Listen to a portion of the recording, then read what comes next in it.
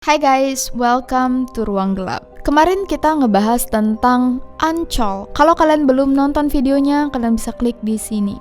Nah, kali ini giliran kita akan membahas urban legend di Jakarta. Ibu kota yang sophisticated ini ternyata punya banyak sekali urban legend yang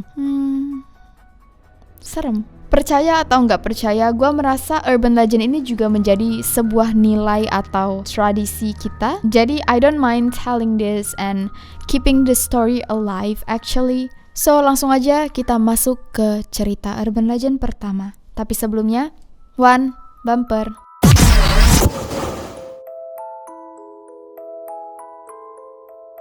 Urban legend pertama, hantu jeruk purut. Ceritanya, di zaman penjajahan Belanda dulu, ada seorang pastor yang berusaha untuk menyebarkan agamanya. Tapi nggak tahu kenapa, pastor ini tuh ditangkap oleh penjajah Belanda dan akhirnya kepalanya dipenggal. Arwah pastor yang meninggal ini katanya mencari-cari jasadnya. Hingga sampai sekarang, katanya di TPU Jeruk Purut ini selalu kelihatan penampakan hantu yang gak punya kepala, tapi dia pegang kepalanya sendiri dan diikuti oleh anjing hitam. Nah, gue coba cari-cari nih, apa maksud adanya anjing hitam ini? Apakah di cerita memang si pastor punya anjing, tapi gak ketemu? Ya literally penampakan orang cuman ngelihat hantu pastor dan anjingnya. Hantu jeruk purut ini juga pasti kalian udah tahu banget lah ya, sampai dibikin filmnya kan. Usut punya usut, katanya meskipun si pastor ini mencari jasadnya di TPU Jeruk Purut, sebenarnya jasad dia itu ada di TPU Tanah Kusir. Nah, someone please tell this ghost he's been looking in the wrong place all this time. Ada yang berani gak? Urban legend kedua, hantu Pondok Indah. Nah, kawasan Pondok Indah ini you know lah ya, kawasan elit. Jadi rumah yang serem ini gue ingat karena gue nonton filmnya. Gue nonton film Rumah Pondok Indah waktu gue SD deh kayaknya. Rumah ini tuh terletak di depan mall Pondok Indah. Cerita serem ini bermula saat ada satu keluarga yang dulu tinggal di rumah ini dan rumah ini dimasuki oleh perampok. Perampoknya ini ngerampok dan ngebunuh semua orang yang ada di dalam rumah. Sampai saat ini katanya polisi belum bisa menangkap dan gak pernah terungkap kasusnya siapa yang maling, siapa yang bertanggung jawab atas kejadian yang mengenaskan ini. Jadi arwah-arwah korban ini masih gentayangan di rumah itu. Dan semua pemilik rumah ini katanya tuh meninggal di rumah ini semua. Tapi cerita Rumah Pondok Indah ini jadi makin terkenal itu sejak di tahun 2002 ada pedagang nasi goreng yang ngelewatin rumah ini. Kasian banget ini pedagang nasi goreng. Jadi katanya ada yang pesen, dianterin lah oleh si pedagang nasi goreng. Pas pedagang ini masuk ke rumah ini, dia gak pernah keluar lagi. Sampai sekarang pedagang nasi goreng ini masih hilang, gak ada yang tahu keberadaannya. Gue gak tahu apakah orang-orang ngeliat gerobaknya ditinggalin di depan rumah ini atau gimana. Intinya cerita ini sangat viral sampai ada produser yang pengen ngebikin Rumah Pondok Indah ini jadi cerita. Di salah satu sumber yang gue baca, rumah ini tuh dijual dengan harga 75 juta. Tapi gue gak bisa ngebuktiin bener apa enggak. I mean 75 juta rumah di Pondok Indah. Bener gak sih guys? Nah, urban legend ketiga kita itu adalah si manis Jembatan Ancol. Kalau kalian udah nonton video Misteri Ancol sebelumnya, kalian pasti udah tahu ceritanya. Jadi Ancol itu dulunya hutan-hutan rimba yang lebat, di mana tuh banyak orang kaya yang liburan, kadang bawa wanita-wanita simpanan mereka atau memang dijadiin tempat you know lah.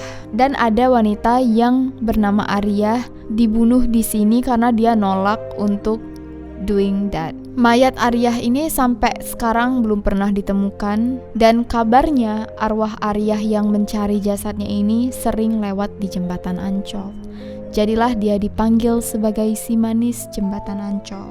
Jadi di gedung Regen Kuningan ini dulunya itu tempat terjadinya reformasi di tahun 1998. Tepatnya di tanggal 15 Mei, gedung ini katanya sengaja dibakar Padahal di dalamnya itu ada ratusan orang, sehingga terjadilah kematian massal di gedung ini karena terbakar. Nah, semenjak kejadian ini, katanya beberapa hari kemudian banyak banget penampakan-penampakan aneh. Mulai dari orang-orang yang pakai seragam lagi nunggu angkot, sampai hingar-bingar yang sebenarnya tuh nggak kelihatan dan kasat mata. Tapi penampakan yang paling sering dilihat orang itu penampakan hantu di lantai 23. Nah, kisah dibalik kenapa adanya hantu wanita di lantai 23 ini, gue gak ketemu sih sumber ceritanya itu gimana, apakah memang ada wanita yang terjebak di sini atau gimana. Tapi penampakan ini tuh yang paling terkenal. Urban legend selanjutnya, Terowongan Casablanca. Ini juga nih ada filmnya nih, saking terkenalnya. Jadi Terowongan Casablanca ini dulunya merupakan kuburan massal sebelum akhirnya dijadikan jalan raya. Bahkan katanya saat pemindahan jenazah-jenazah ini ada mayat yang kondisinya tuh masih utuh, yang sebenarnya nggak mungkin kan. Ada juga yang bilang terowongan ini tuh pernah dijadikan tempat adanya seorang wanita yang menjadi korban kejahatan yang dibuang di sini dan dikuburkan oleh para penjahatnya. Hingga arwahnya sampai sekarang masih gentayangan. Ditambah lagi nih, enggak diketahui di tahun berapa ada mayat laki-laki yang digantung di mulut terowongan ini. Tapi setelah gue mencoba mencari sumber kasus ini, gue nggak banyak menemukan informasi. Jadi nggak tahu apakah ini tuh benar tapi nggak terdokumentasi, atau ini tuh juga salah satu mitos atau rumor di kalangan masyarakat. Dan penampakan yang paling seram dari Terowongan Casablanca itu, sebutin gak ya? Gue sendirian nih, yaitu penampakan kuntilanak merah. Urban legend terakhir yang kita akan bahas adalah lintasan kereta Bintaro.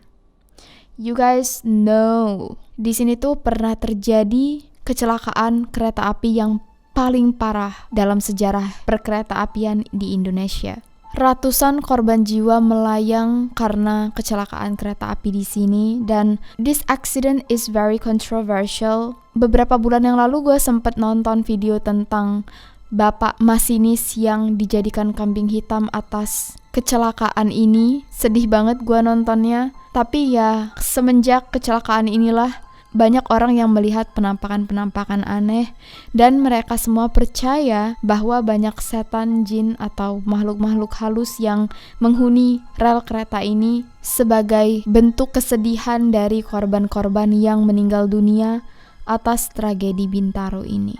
Menurut cerita penduduk setempat juga sempat banyak ditemukan organ-organ yang entah gak tahu punya siapa, literally di bebatuan-bebatuan dan rumput-rumput sekitar, yang bikin suasana di lintasan rel kereta api ini emang so traumatic dan juga serem. Gua bahkan gak bisa imagine seberapa traumatic dan menyeramkannya tempat ini. Jadi menurut gua wajar untuk para warga Indonesia yang very superstitious untuk mengatakan bahwa rel kereta api ini merupakan rel kereta api paling angker di Indonesia. Anyways, jangan lupa untuk klik subscribe, like, comment, share video ini untuk mendukung channel Ruang Gelap agar lebih banyak cerita misteri, true crime, dan konspirasi yang bisa kalian dengar. See you guys on the next episode.